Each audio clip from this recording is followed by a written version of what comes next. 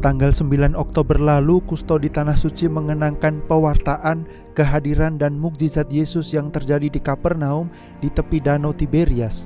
Di sini Yesus pernah tinggal, memanggil murid, menyembuhkan, mengampuni, mengajar dan membuat mukjizat.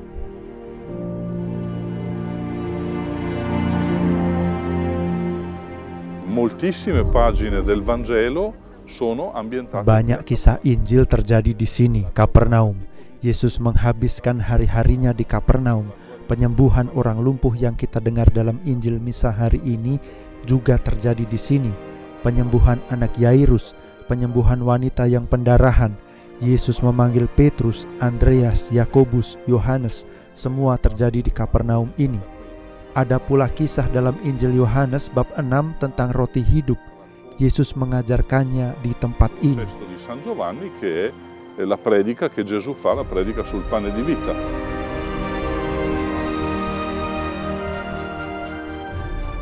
Semua yang ada di sini mengingatkan kita akan kisah Injil. Para peziarah yang datang ke sini melihat tempat ini diharapkan bisa merenungkan kisah Injil dengan lebih hidup, yaitu dengan menyaksikan tempat terjadinya peristiwa-peristiwa tersebut.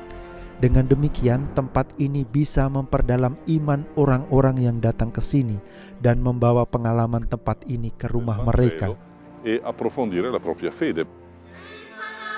Pada kesempatan ini, Ekaristi Meriah dipimpin oleh Romo Francesco Paton, Kustos Tanah Suci, dan dihadiri oleh umat, imam, serta biarawan-biarawati dari Yerusalem, Nazaret, dan dari tempat-tempat lain.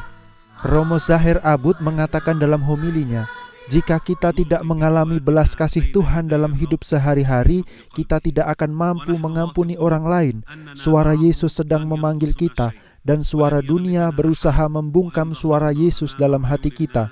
Semoga kita bisa mengenali suara Yesus dalam hidup kita dan mengikutinya menuju kebahagiaan kekal. Kapernaum punya peran besar dalam kisah Yesus.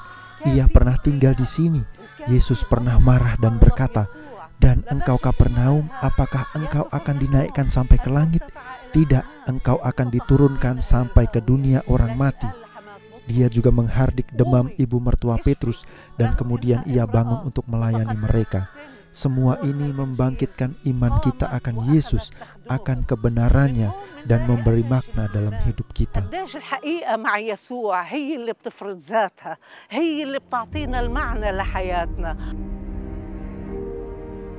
Di tempat terjadinya banyak kisah Injil ini, penggalian arkeologis menemukan beberapa kompleks rumah dari batu basalt dan juga sinagoga di mana Yesus pergi dan mengajar orang banyak.